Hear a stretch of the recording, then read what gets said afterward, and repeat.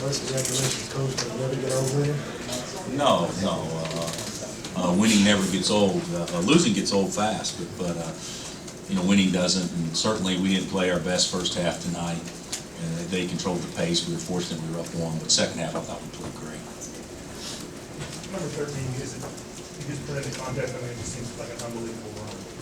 It has been an unbelievable run, but if you watch that video, you can understand why you win 13, because there's been a lot of hard-rocking guys that have played here over that time frame, and we've been really blessed to coach a lot of good players, and of course we have our fair share this year, obviously,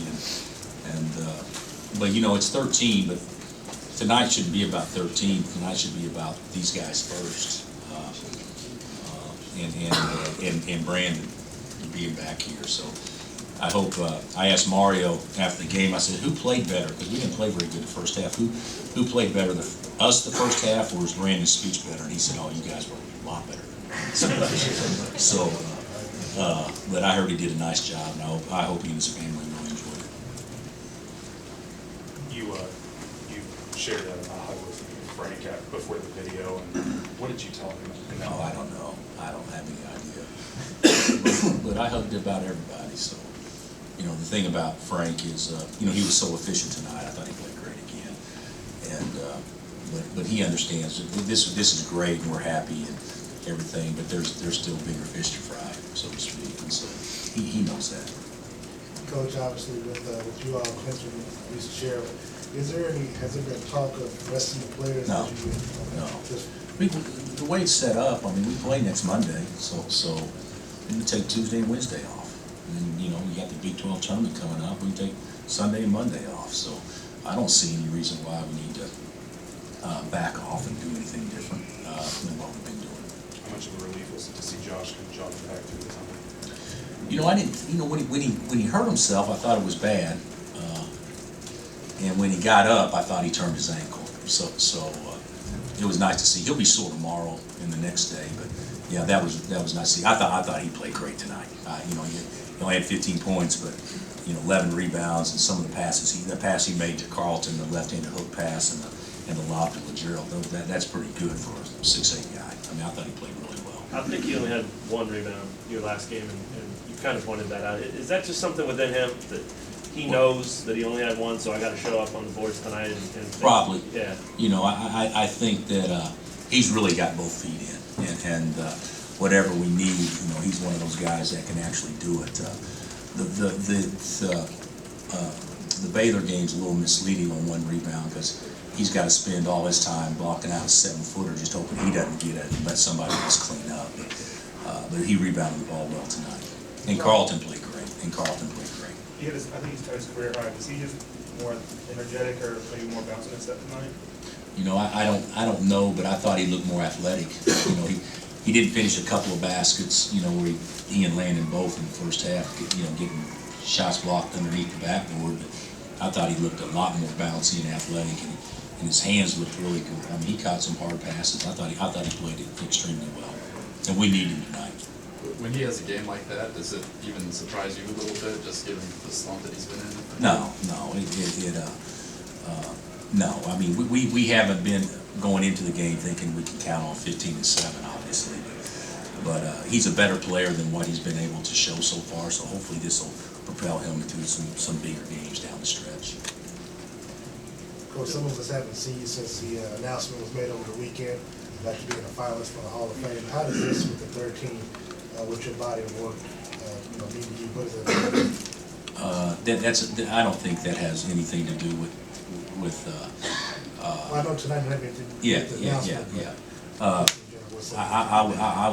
I'm more happy about being a part of 13 in a row than I am the announcement. But the announcement was really nice, and there's some quality people obviously that deserve it probably a lot more than I do based on the amount of time that they put in. I put in my 30+ years, but I have some of those that put in 40 or 45 years, and so a lot of people have done a lot more in as far as longevity goes, and I totally understand that. But it's it's certainly even if it doesn't work out and you don't get in, it's still a great honor to be recognized, at least on a ballot. I didn't have anything. I didn't know that I was even a nominee until somebody told me. So that's pretty special. What do you think of being grouped with John Wooden and all those guys? UCLA's front of 13. I mean, now that you've done it, Well, put it in perspective. Yeah, let's put it in perspective. We won 13 in a row, and they won 13 in a row, and they won 10 national championships in 12 years, and we've won 1 in 13. So I still think that we got a little ways to go to actually catch that. So I don't think it's right to be put in the same breath. But I will say this: I think our teams, considering, back then, guys played 3 years because they were ineligible as freshmen, isn't that right? Most of this year, so they played 3 years because guys didn't leave early. And, we've had quite a bit of turnover on our rosters, so I do think the turnover in today's time speaks well to the consistency of what these guys have been able to accomplish over a course of a 2.5 month period. January, February, and into March is pretty remarkable, though. I do think it's pretty remarkable. People here will take it for granted a lot, which is fine. But there's a lot of places. We won the Big Ten back-to-back years at Illinois, and there were 5,000 people that greeted us at the airport both years that we won the Big Ten.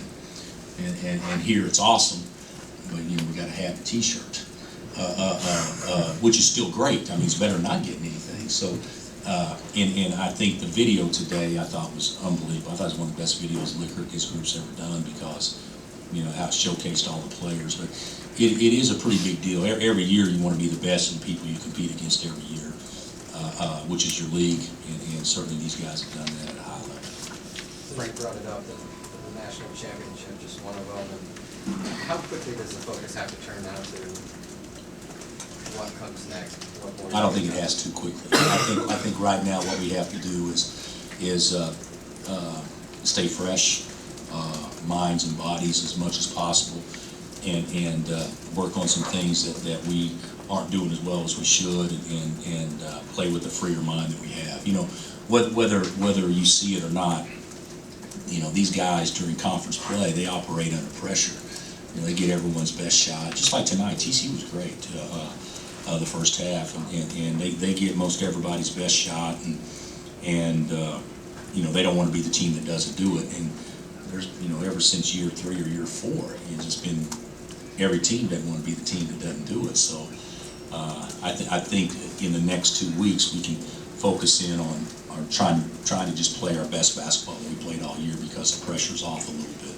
With that in mind, is it a psychological advantage at all that after so many close games and tough games to have one like this? Oh, I think so. Yeah. But it was still a close game. It wasn't what it ended up being 19 but it wasn't a 19-point game. It was a 10-point game, but yeah, we had to play to the end. But yeah, I do think that it was nice that we didn't have to stress for all 40. Did Brandon speak to the team? Yeah, well, he didn't really speak. He and Mario and Brady and Brendan and Jeremy were all in the locker room. That's 5 guys that played on that 08 team, so that was pretty cool. They had some words of wisdom, but not they're all meant a few words, but they had let them know that there's a lot bigger fish to fry. What's your favorite story with Brandon Rush? Oh, I've got probably a lot of more. I always thought Brandon was ridiculously honest. Most people can be honest, but when they're in trouble, they sometimes just tell a little white fib to try to eliminate the problem. I remember one day, and I already knew going in, we huddled up before practice, and we had curfew the night before at midnight or something like that, and 12:30, I don't know what it was, and I had heard Brandon, he was out, so I said, hey, everybody doing okay? Everybody in last night? Everybody make curfew? Did anybody not make curfew last night? And he said, I didn't, Coach. I said, what do you mean you didn't? You knew we had curfew, didn't you? Yeah, I did, Coach, but I was late. And I said, well, I hope you had a good excuse. He said, I did. And I said, what was it? He said, the club was cracking last night. So, I mean, how do you get mad at a guy that's ridiculously honest like that? So, that's one of my all-time favorite stories.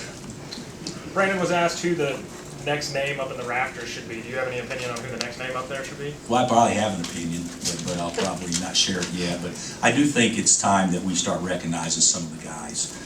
You know, I think they should wait 5 years before they're recognized, but it's been over 5 years with a couple of them. So I think we'll probably honor one or two more next year. Anything else? Your thoughts on the ridiculously loud "Do you want Tyler" chant at the end of the game? Yeah, I heard that.